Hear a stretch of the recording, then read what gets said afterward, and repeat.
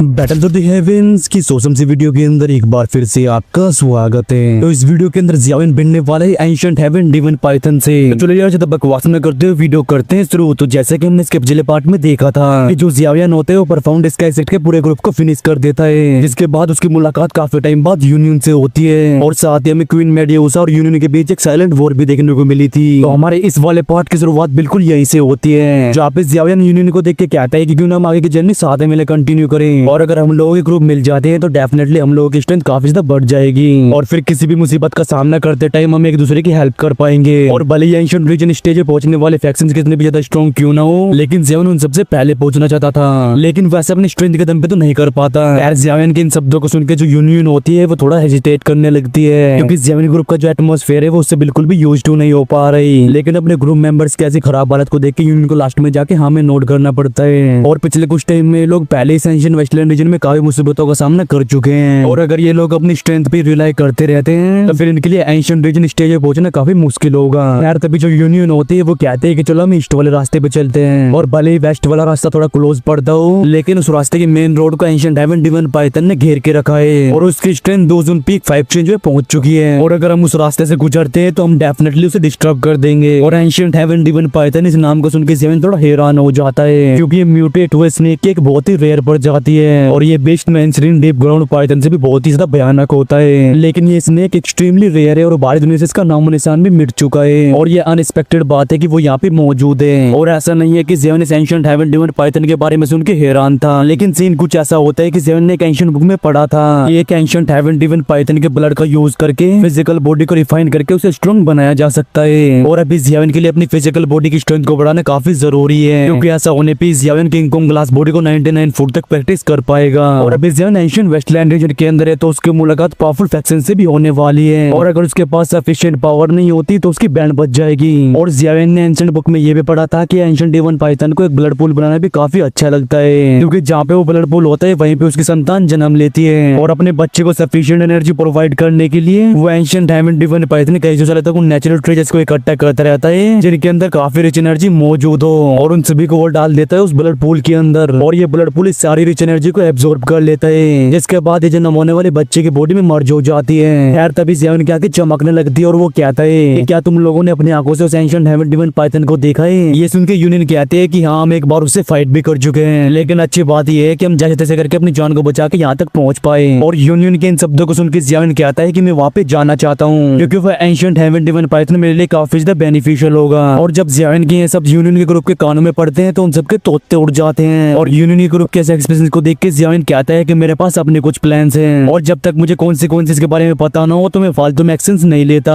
और भले ही ancient haven डिवन Python काफी ज्यादा स्ट्रांग हो, लेकिन वो हम सबको साथ में डिफीट नहीं कर सकता। और जियाविन कैसे जिद्दीपन को देख यूनियन हाँ में नोट कर देती है और कहते हैं कि क्योंकि तुम वहाँ पे जाना चाहते हो तो चलो साथ में मिलकर ट्रैवल करते हैं, और मेरे ग्रुप के मेंबर्स पहले से काफी ज्यादा इंजर्ड हैं, और अगर हम लोग सेपरेट हो जाते हैं तो हमारे लिए मुसीबत और भी बढ़ जाएगी। और ऊपर से हम लोगों को उस रोड के बारे में भी पता है जो कि तुम्हें सबसे पहले एंशिएंट हेवन डिवन पाइथन के पास पहुंचा सकता है। ये सुन के जियाविन एक चैन का सांस लेता है और हंसते हुए कहता है कि अगर ऐसी बात है तो मैं तुम सबको थोड़ा परेशान कर रहा हूँ, और तुम लोग बिल्कुल भी चिंता मत करो, मेरे होते हुए तुम्हें कोई भी परेशानी नहीं होगी। ये सुन के बेचारी यूनियन कड़वे तरीके से नोट ही कर सकती थी। यार तब यूनियन कहते हैं कि लगता है मुझे तुम्हें इसके बारे में बताना ही नहीं चाहिए था, और भाई यूनियन तो ये चाहती थी कि वो जियाविन को हेवन डिवन पाइथन के बारे में बता के वॉर्न कर सके, लेकिन यहाँ पे तो पूरा मामला उल्टा पड़ गया, क्योंकि जियाविन एंशिएंट हेवन डिवन पाइथन के बारे में सुनती उससे अट्रैक्ट हो गया। यार यूनियन के इन शब्दों को सुनकर सभी लोग हाँ में नोट करते हैं, जिसके बाद वो अपनी अपनी जगह को ढूंढ के बैठ जाते हैं। और अभी जियाविन जो कि एक बड़े से पत्थर के ऊपर बैठा हुआ था वो अपनी आंखें बंद करके ट्रेनिंग स्टेट में चला गया था, और जब जियाविन आधे घंटे बाद अपनी आंखें खोलता है तो वो देखता है कि फ्लावर सेट के मेंबर्स अभी काफी हद तक रिकवर हो चुके थे। ये देख के जियाविन हाँ में नोट करके अपनी जगह से खड़ा हो जाता है, लेकिन इससे पहले कि वो कुछ बोल पाता तभी उसे कुछ सेंस होता है और उसकी नजरें जाती है अपने पीछे के आसमान में। तभी जियाविन कहता है कि आप सभी अपने औरों को हाइड कर लो, क्योंकि कोई चीज हमारे पास आ रही है। और जियाविन के इन शब्दों को सुन के पूरा ग्रुप हैरान हो जाता है, लेकिन ये सभी लोग तुरंत ही जंगल के अंदर छुप जाते हैं और अपनी सांसों और औरों को लिमिट तक सप्रेस करके नेचर से मिल जाते हैं। और जैसे जियाविन ग्रुप छुपता है तो आसमान में कई स्विच स्विच के साउंड सुनाई देते हैं, और अभी कई लोग आसमान में ट्रैवल कर रहे थे और इनकी स्पीड एक्सट्रीमली पावरफुल थी, और इन सभी को ऐसे बिना किसी हेजिटेशन के उड़ते हुए देख लेते डॉक्टर की भैंस गुड़ चुकी थी, और वो कहती है कि ये लोग काफी हिम्मत वाले हैं और कैन लोगों को डर नहीं है कि वो अपने ऐसे एक्शंस की वजह से फ्यूचर्स बीस्ट को अट्रैक्ट कर लेंगे। और अभी जियाविन की आंखें भी आसमान में टिकी हुई थी, और अपनी खतरनाक आईसाइट की मदद से जियाविन को एक कलरफुल कपड़े पहने हुई लड़की दिखाई देती है, और यही लेडी शायद से इस ग्रुप को लीड कर रही थी। और ये लड़की जियाविन को काफी जानी पहचानी लगती है। और जैसे जियाविन के मन में ये थॉट आता है तभी जियाविन अपनी शौक से भरी आवाज में कहता है कि ये हेवन डीमन फिनिक्स ट्राइब की फैंग क्विंगर है। और जियाविन को जैसे आता है कि जब उसने फैंग क्विंगर को एंशिएंट रिमेन्स में देखा था तब उसकी स्ट्रेंथ 2 जोंग लेवल पे थी, लेकिन अब जब जियाविन फैंग क्विंगर को देखते है तो वो उसे 2 जोन पीक के ऊपर की फीलिंग देती है। और अभी जियाविन ये भी सेंस कर पा रहा था कि अभी की फैंग क्विंगर पहले से काफी ज्यादा बदल चुकी है। और भले ही पहले की फैंग क्विंगर अपनी हेवन डीमन फिनिक्स ट्राइब के ब्लड लाइन पे रिलाई करती थी,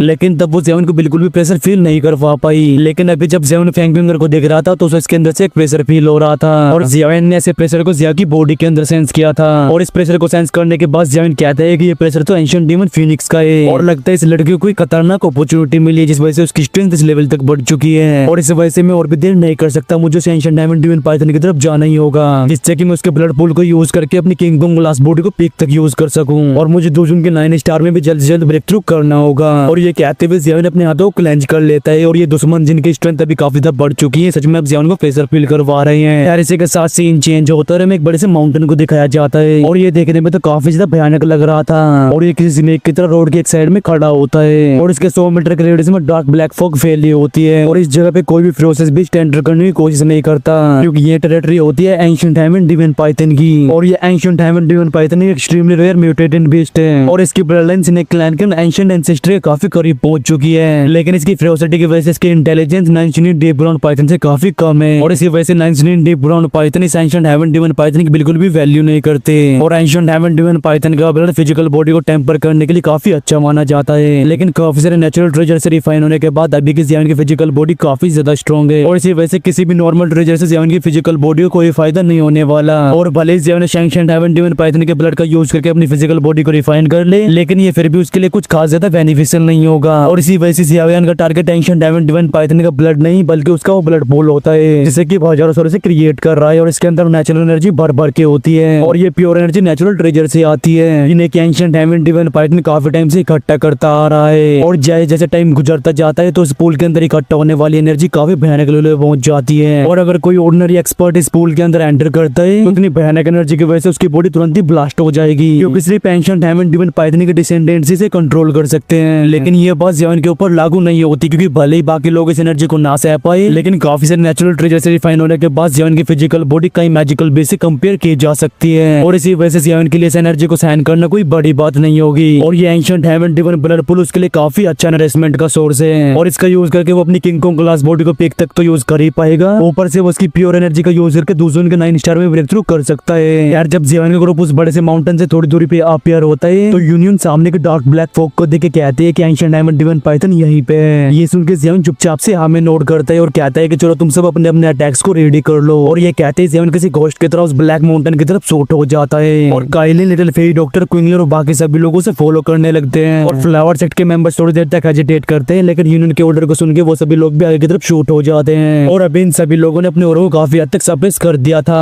यार ये लोग काफी तेज उस ब्लैक फॉग के अंदर एंटर कर जाते हैं, लेकिन तभी वो जो पूरा माउंटेन होता है वो कांपने लगता है। और at the same time 1000 foot बड़ी टेल उस माउंटेन से बाहर आती है और ये लाइटनिंग स्पीड में जियाविन के टोली की तरफ बनने लगती है। और ये तो जियाविन ने भी एक्सपेक्ट नहीं किया था कि एंशिएंट हेवन डीमन पाइथन के सेंसेस इतने ज्यादा शार्प होंगे, लेकिन तभी जियाविन 2 कदम पीछे हट जाता है और तुरंत ही उसकी बॉडी से एक गोल्डन लाइट बाहर आती है। और 1 सेकंड के अंदर जियाविन की बॉडी 70 फुट बड़ी हो जाती है। और किंग कोंग ग्लास बॉडी के यूज करने के बाद जियाविन जो कि गोल्डन जायंट में ट्रांसफॉर्म हो चुका था, उसके वो दोनों बड़े से गोल्डन हाथ आगे की तरफ बढ़ जाते हैं। और जैसे ये दोनों बड़े बड़े पंच उस स्नेक टेल से टकराते हैं तो एक बैंग साउंड के साथ वहाँ पे एक एक्सप्लोजन होता है और भयानक लेवल की एनर्जी चारों तरफ फैलती है। लेकिन यहाँ पे मौजूद लोग कोई ऑर्डिनरी नहीं होते और इसी वजह से उन लोगों को कुछ खास नुकसान नहीं होता। और उस स्नेक टेल अटैक के पीछे इतनी फोर्स होती है कि वो बड़ा सा गोल्डन जायंट काफी पीछे हो जाता है। लेकिन एट द सेम टाइम वो स्नेक टेल भी काफी पीछे हो गई थी और उसके कई सारे स्केल्स भी डैमेज हो चुके थे। और भाई किंग कोंग ग्लास बॉडी को एक्टिवेट करने के बाद जियाविन की फिजिकल स्ट्रेंथ एक अलग ही लेवल पे पहुंच जाती है और अपनी बॉडी के अंदर इस पेन को फील करके आसमान में एक दहाड़ने की आवाज सुनाई देती है। और तभी सभी की शॉक लगों के सामने एक बैंग साउंड के साथ वो जो बड़ा सा माउंटेन होता है वो ब्लास्ट हो जाता है। और एट द सेम टाइम एक बहुत बड़ा ब्लैक पाइथन उस पहाड़ से बाहर आता है। और ये डार्क ब्लैक पाइथन देखने में काफी ज्यादा बड़ा था और इसकी बॉडी पे कई सारे स्केल्स मौजूद होती है जिन्हें कि डार्क ब्लैक फॉग ने कवर करके रखा था। और इसका फेस बहुत ही ज्यादा डेंजरस लगता है क्योंकि ये किसी नॉर्मल स्नेक जैसा नहीं होता बल्कि किसी बहुत बड़े इंसान जैसा होता है। यार जैसे ये ब्लैक पाइथन अपीयर होता है तो आसमान में काफी सारे डार्क ब्लैक क्लाउड इकट्ठा होने लगते हैं और इन काले बादलों के अंदर भयानक लेवल की एनर्जी कंडेंस हो रही थी। और अभी उस ब्लैक पाइथन की वो बड़ी बड़ी लाल आंखें जियाविन की टोली के ऊपर ही टिकी हुई थी। और जब जियाविन की टोली इन आंखों को देखती है तो उन्हें सेंस होता है कि इसके अंदर भयानक लेवल का गुस्सा और खतरनाक लेवल की किलिंग इंटेंट भरी हुई है। और आसमान में इस जायंट पाइथन को अपीयर होते हुए देख सभी के एक्सप्रेशन चेंज हो चुके थे यार। तभी ज़ियाओन उस बड़े से पाइथन को देखते हुए कहते हैं कि अटैक किया जाए। और इस बड़े से पाइथन की स्ट्रेंथ ऑलरेडी 2000 पीक के 5 चेंज में पहुंच चुकी है। और अगर ज़ियाओन अपने फायर लोटस का यूज नहीं करना चाहता तो उसे अपने पूरे ग्रुप के साथ मिलकर इससे फाइट करनी होगी यार। ज़ियाओन के इन शब्दों को सुनकर काइलिन तुरंत ही हाँ में नोट करती है। और एट द सेम टाइम वो आसमान में आगे एक बहुत बड़े हेवन सोलिंग पाइथन में ट्रांसफॉर्म हो जाती है। और जब काइलिन हेवन सोलिंग पाइथन में ट्रांसफॉर्म हो जाती है तो हमें पता चलता है कि उसका साइज भी उस एंशिएंट हेवन डिवाइन पाइथन से बिल्कुल भी कम नहीं है यार। तभी काइलिन के बॉडी से एक इनविजिबल सा प्रेशर फैलता है जिस वजह से हेवन डिवाइन पाइथन की फेरोसिटी थोड़ी कम हो जाती है। और अगर बात करें ब्लड लाइन की तो फिर ये एंशिएंट हेवन डिवाइन पाइथन एक हेवन सोलिंग पाइथन से कंपेयर नहीं कर सकता, क्योंकि एक हेवन सोलिंग पाइथन को एंशिएंट टाइम में एक एंशिएंट हेवनली सर्पेंट से भी कंपेयर किया जा सकता था। लेकिन भाई एंशिएंट हेवन डिवाइन पाइथन कुछ ज्यादा खतरनाक और गुस्से वाला होता है। और इसी वजह से भले काइलिन की बॉडी से एक इनविजिबल प्रेशर निकल रहा हो लेकिन इसकी वजह से डिवाइन पाइथन की किलिंग इंटेंट बिल्कुल भी कम नहीं होती यार। यहाँ पे हेवन सोलिंग पाइथन के तो बात ही छोड़, अगर यहाँ पे एक एंशिएंट हेवनली सर्पेंट भी आ गया तब भी हेवन डिवाइन पाइथन बिल्कुल भी रुकने नहीं वाला यार। तभी काइलिन जो कि हेवन सोलिंग पाइथन में ट्रांसफॉर्म हो चुकी थी वो कई सारे कलरफुल थंडरबोल्ट्स को समन कर लेती है। और वो सभी थंडरबोल्ट लाइटनिंग स्पीड से एंशिएंट हेवन डिवाइन पाइथन की बॉडी जाके टकराने लगते हैं। और जैसे ही काइलिन अटैक करती है तो एंशिएंट हेवन डिवाइन पाइथन भी अपने मुंह खोल लेता है, उसके मुंह से डार्क ब्लैक फॉग बाहर आती है। और ये ब्लैक फॉग के क्लस्टर उन थंडरबोल्ट से टकराते हैं। और भले ही वो ब्लड लाइन की वजह से हेवन सोलिंग पाइथन से कंपेयर नहीं कर सकता लेकिन उसकी स्ट्रेंथ काइलिन से काफी ज्यादा होती है। और इसी वजह से इस फाइट के अंदर एडवांटेज में ये हेवन डिवाइन पाइथन ही रहता है। लेकिन जब ये हेवन डिवाइन पाइथन काइलिन से फाइट करने में बिजी होता है तभी ज़ियाओयान जो कि एक बड़े से गोल्डन जेन में बदल चुका था वो एक गोल्डन लाइट में ट्रांसफॉर्म होकर इसके सामने आ जाता है। और एट द सेम टाइम वो एक भयानक लेवल का पंच जिसके सामने एक एनर्जी स्टॉर्म इकट्ठा हो चुका था वो हेवन डिवाइन पाइथन की बॉडी में दे मारता है। और जैसे ये पंच उस हेवन डिवाइन पाइथन से टकराता है तो एक बैंग साउंड के साथ उसके ऊपर की जो ब्लैक फॉग होती है वो सैटर हो जाती है। यहाँ तक कि उसके वो कई सारे ब्लैक स्केल्स भी फट चुके थे। और ज़ियाओयान को ऐसे अटैक करते हुए देख एल्डर चिंगचैंग और लिटिल फेरी डॉक्टर भी अपने दुई की अटैक्स करना स्टार्ट कर देते हैं। और तभी भयानक लेवल के दुई की पिलर्स चारों तरफ से आके हेवन डिवाइन पाइथन की बॉडी से टकराते हैं। और वहाँ पे ऐसे एक्सप्लोजन होते हैं जिन्हें कि वो हेवन डिवाइन पाइथन भी संभाल नहीं पाता।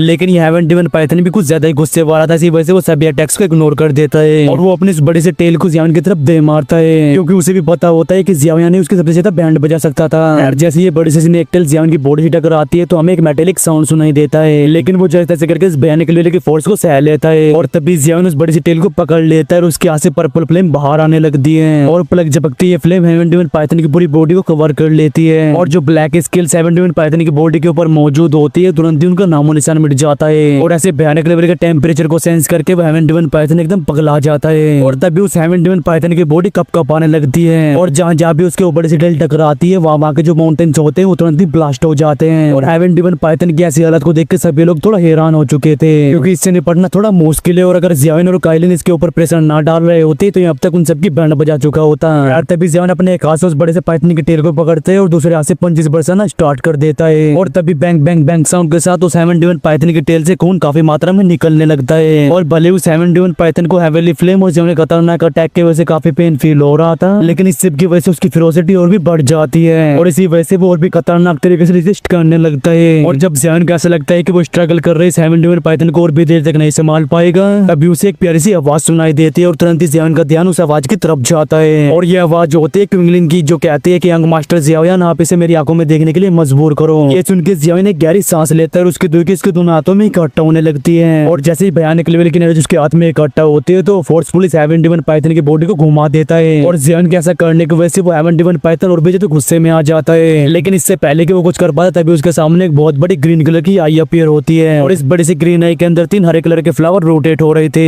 और जैसे हेवन डिवाइन पाइथन घूमते हुए फ्लावर को देखते है तो उसकी बॉडी अपनी जगह पे जम जाती है। और धीरे धीरे करके जो हेवन डिवाइन पाइथन होता है ये शांत हो जाता है। और इसकी आंखों में जो किलिंग इंटेंट और मर्डर सोरा भरा हुआ था वो भी अभी गायब हो चुका था।